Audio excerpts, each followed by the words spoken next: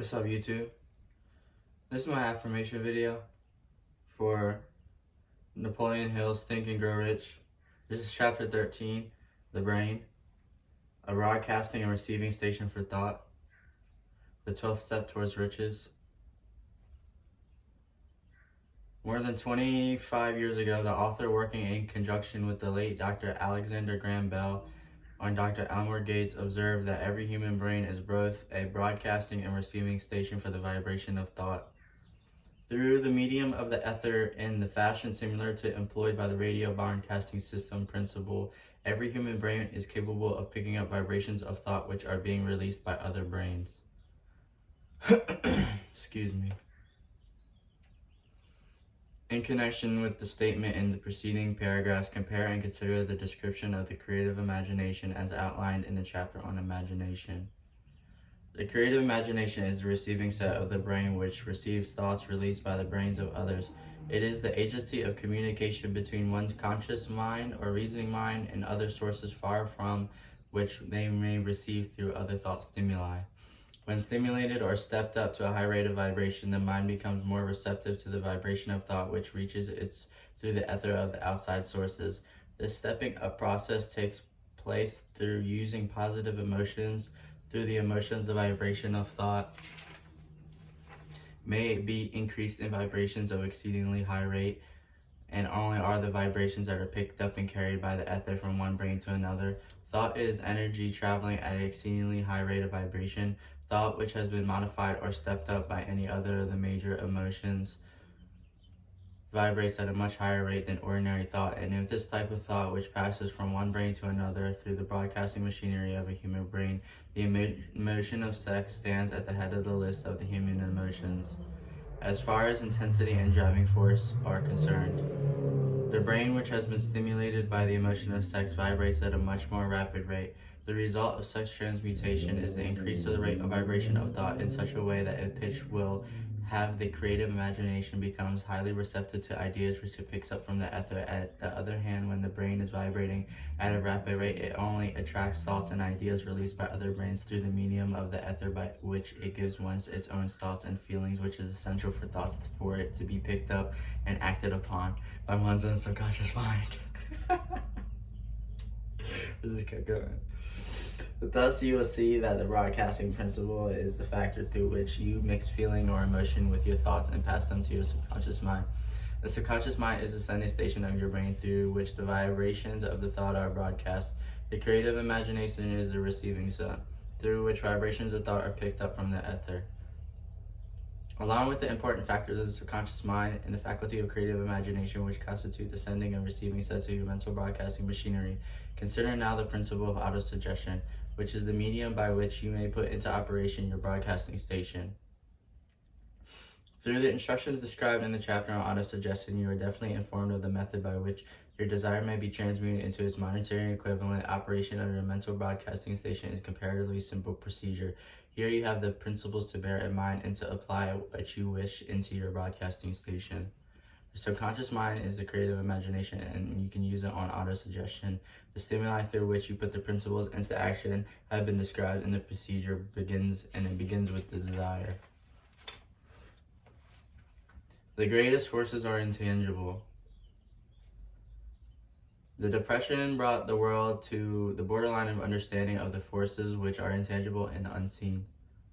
Through the ages which have passed, man has depended too much upon his physical senses and has limited his knowledge to the physical things which he could see, touch, weigh, and measure.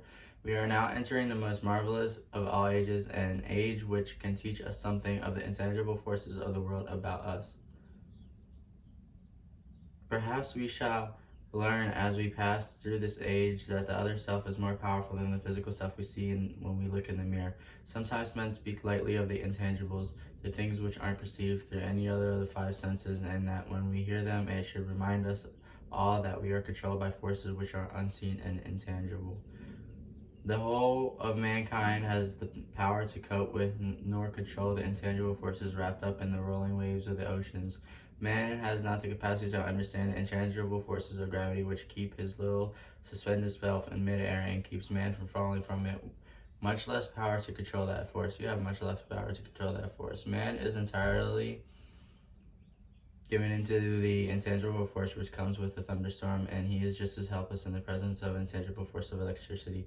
He doesn't even know what electricity is, where it comes from, or what it is purpose, nor is there any means the end of man's ignorance in connection with the things unseen and intangible. He does not understand the intangible force and intelligence wrapped up in the soil of the earth, the force which provides him with every morsel of food he eats and every article of clothing he wears, every dollar he carries in his pocket.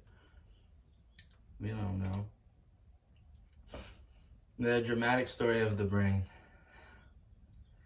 Last but not least, man with both the culture and education understand little or nothing of the intangible force. The greatest of all intangibles of thought, he knows very little concerning the physical brain and its vast network of intricate machinery through which the power of thought is translated into its material equivalent. But he is now entering an age which he shall yield enlightenment on the subject. Already men of science have begun to turn their attention to the study of this stupendous thing called the brain, and while they are still in the kindergarten stage of their studies, they have uncovered knowledge to know that the central switchboard of the human brain, the number of lines which connect the brain cells one with another, equal with the figure 1 followed by 15 million. The figure is so stupendous. The man of the university said that the astronomical numbers dealing with the hundreds of millions of light years became insignificant in comparison. It has been determined that there are 10 trillion to 14 trillion nerve cells in the human cortex, and we know that they are arranged by definite patterns. The arrangements are not haphazard, they are orderly.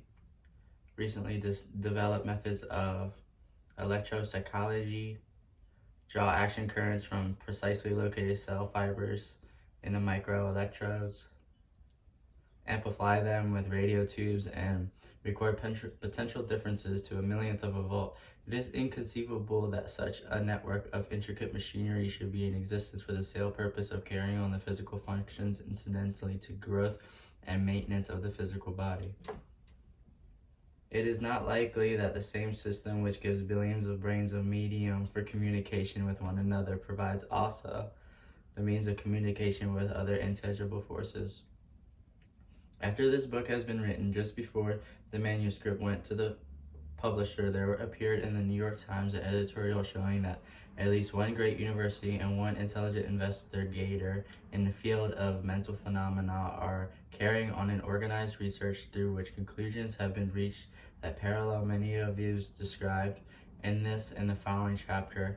The editorial briefly analyzed the work carried on by Dr. Rhine and his university. What is telepathy?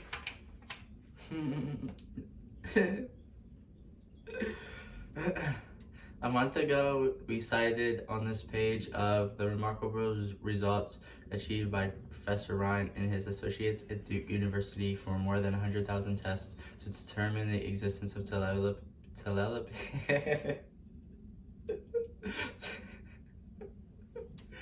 telepathy and clairvoyance.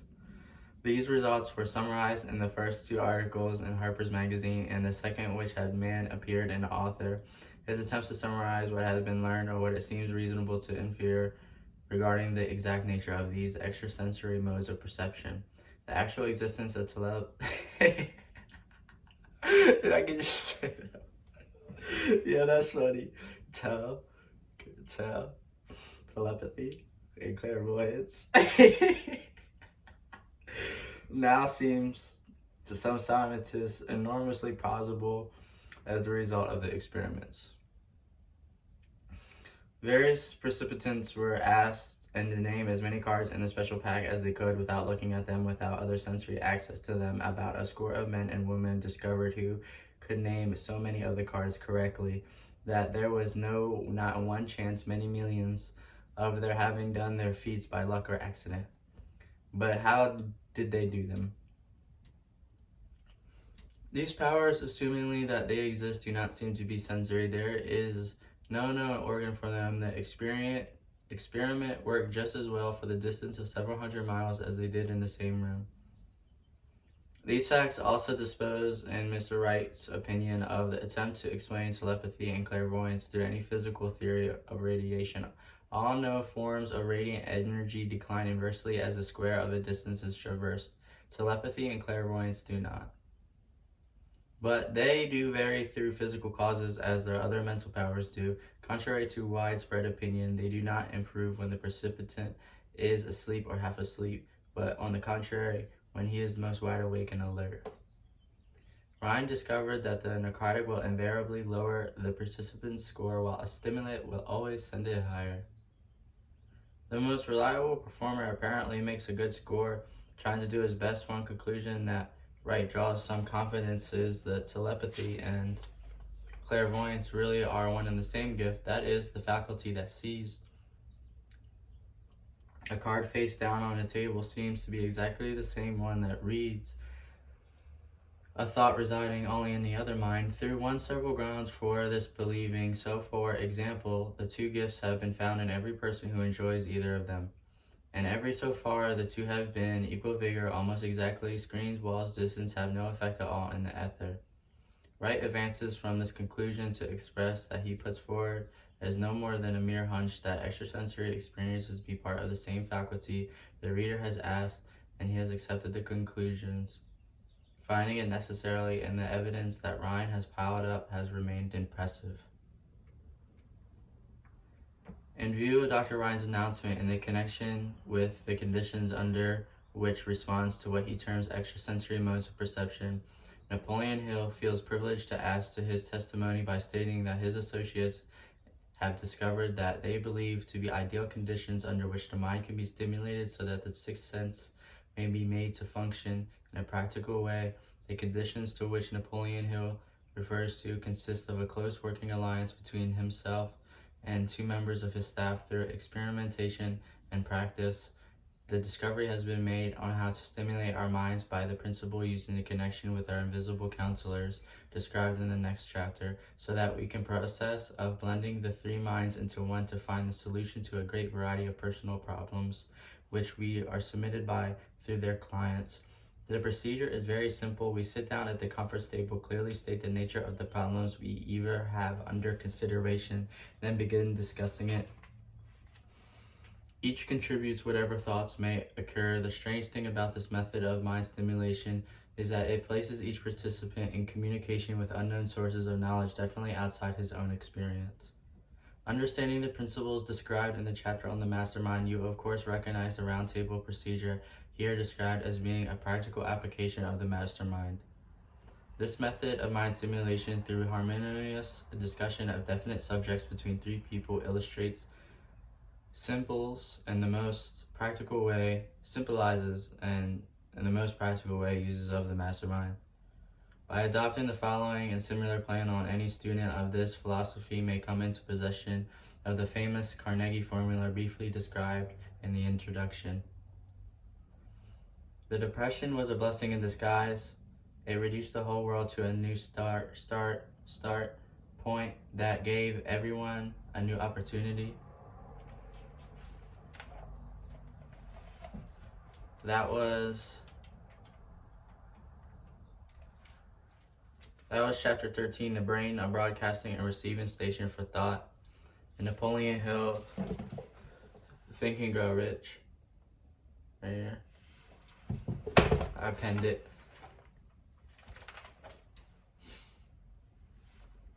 Thanks.